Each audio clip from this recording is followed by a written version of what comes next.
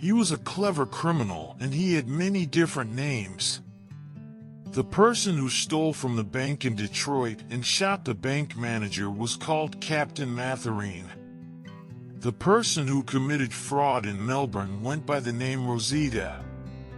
The police thought that Matherine and Rosita were the same person.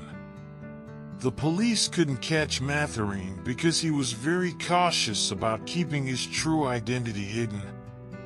Most of the people who collaborated with him were unaware of his appearance. There were only two individuals who could recognize him. One was the bank manager he murdered in Detroit while his girlfriend watched. However, it was the other person who ultimately put an end to Matherine's criminal activities. The events unfolded in a rather uneventful manner.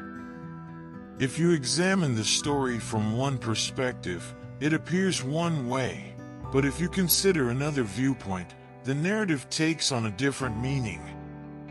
Initially, I came across the story from a young detective whom I encountered at a pub near Westminster.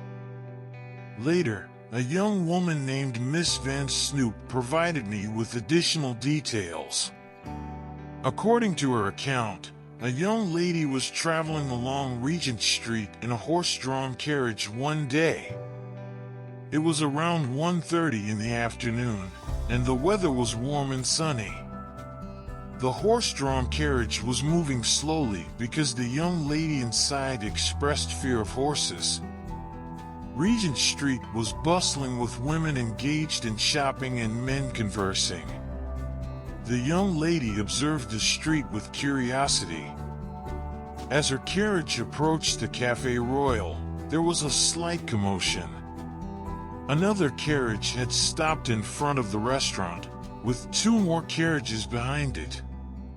The traffic on the street momentarily halted. The young lady observed the individuals gathered on the building steps and promptly sat back in her seat. She instructed the driver, "Stop here," in her American accent. The driver complied, bringing the cab to a stop, and the girl alighted from the vehicle.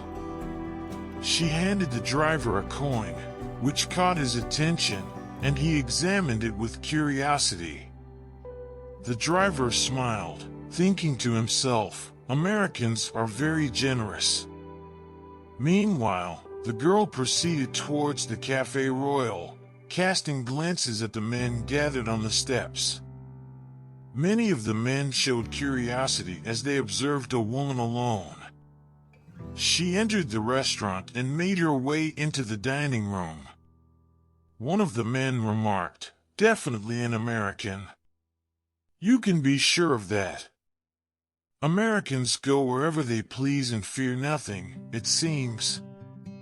A tall, well-dressed man walked ahead of the girl, leading the way to the dining room. Upon entering, he paused briefly, scanning the room for an available table. The girl stopped behind him. The waiter gestured to the man, indicating a table, while the girl chose to sit at a table behind him. The waiter politely addressed her, "Excuse me, madam, this table is meant for 4 people. Would you mind?" The girl interrupted softly, "I think I'll stay where I am." She gave the waiter a determined look and slipped some money into his hand. The restaurant was bustling with people, many of whom glanced at the girl eating alone. However, she appeared unperturbed and unaffected, keeping her gaze fixed on her plate without looking at anyone else. She maintained her unwavering gaze at the man seated ahead of her. At the adjacent table, he placed an order for champagne to accompany his lunch, while the girl opted for water. Unexpectedly, she beckoned a waiter over and quietly requested, "Please bring me a sheet of paper and my bill." The waiter returned promptly with the requested items. The girl pondered for a few moments, then proceeded to write something on the paper. Carefully folding it, she placed it inside her purse. A few minutes later, the girl settled her bill and completed her payment. Simultaneously, the man at the adjacent table also settled his bill. As the girl put on her gloves, she attentively observed the man's back. Eventually, he stood up to depart from the dining room, passing by the girl's table.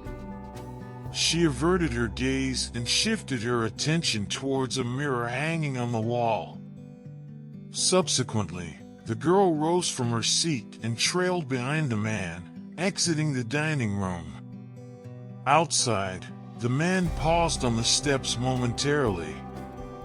Meanwhile, the porter engaged in conversation with a police officer nearby. Noticing the man, the porter inquired if he needed a cab. "Yes, please," the man responded. It was then that the porter caught sight of the girl, standing closely behind the man as he turned towards her. The porter's attention was drawn to her hand, which was inside the man's pocket. The girl had indeed been attempting to steal something, but upon realizing she had been caught, she swiftly withdrew her hand. "What?" the man exclaimed in surprise, swiftly turning to face the situation. The porter, noticing the commotion, inquired, "Is something missing, sir?" The man responded with concern, "My cigarette case, it's gone." At that moment, the nearby policeman intervened, stepping forward.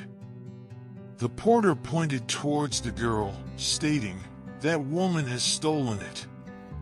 The gentleman who witnessed the incident insisted, "I saw her take this gentleman's cigarette case." The man confronted the girl, urging her to return it quietly without causing a scene. However, the girl denied any involvement, stating, "I haven't got it. I'm not a thief. I never touched your pocket." The porter reaffirmed his claim, asserting, "I saw her do it." The policeman agreed, saying, "Right.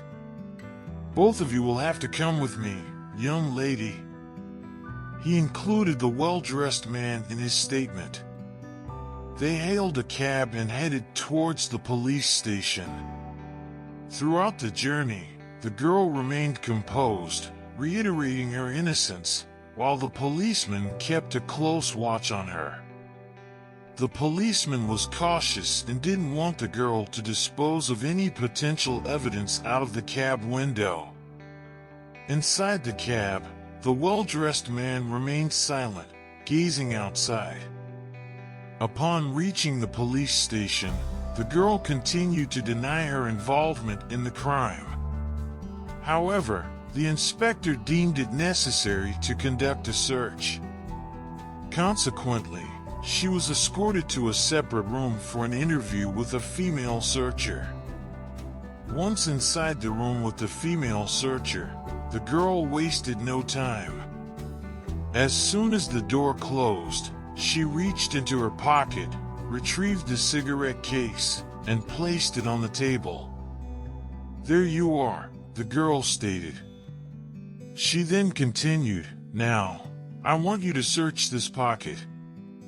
Find my purse and take it out."